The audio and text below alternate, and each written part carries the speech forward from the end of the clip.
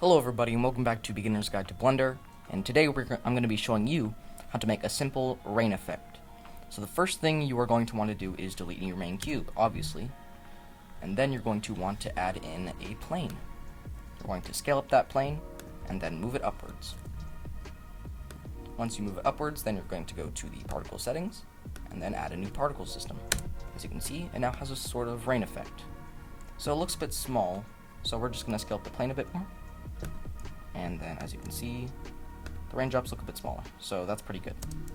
Now what we're going to want to do is Shift A and add in an icosphere. Then we're going to want to go into the icosphere, hit Tab to go into edit mode, and then hit O to enable surface editing.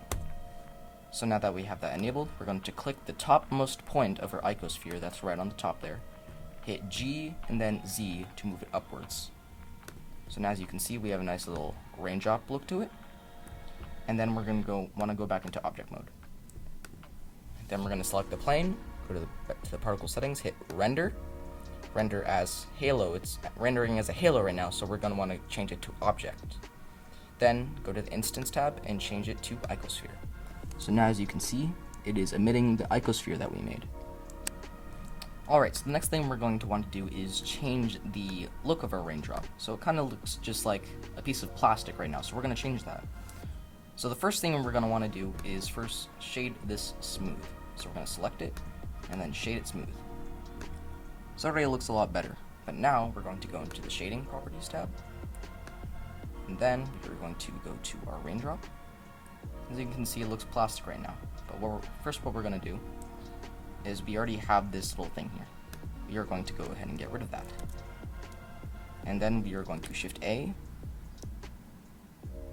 add a shader and a glass shader.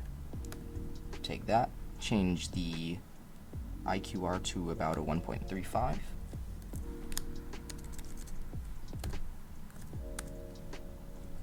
And then we're going to put it on to the surface. And as you can see, it's nice and shiny, which is exactly what we want. So now we are going to go back into the layout.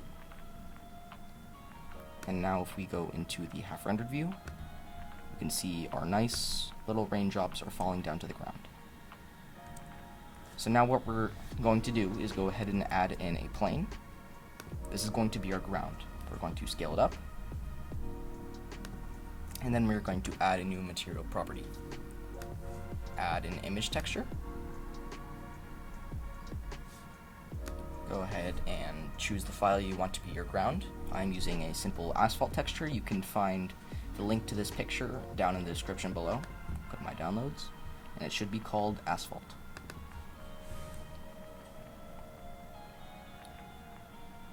So now that we have that there, we have a nice little asphalt texture.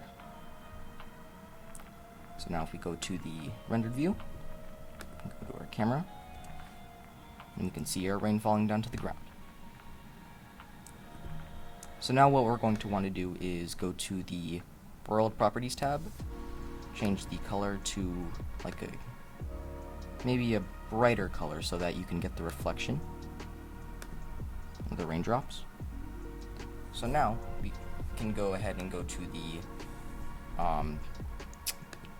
particle settings for the raindrops, and as you can see, it doesn't look like that much rain is falling down.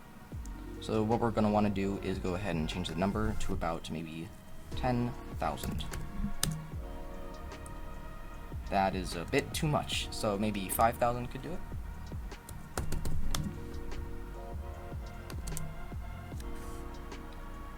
As you can see, 5,000 is a pretty normal one, but it's a bit too much raindrops. So the raindrops are a bit too big. So what we're going to want to do is turn down the scale. So that way the raindrops are a nice raindrop looking size. So now we can go ahead and render our image, or the video, or whatever you want to render it as. So that is pretty much the end of this tutorial. So everybody, thank you so much for watching, and we will see you in the next one.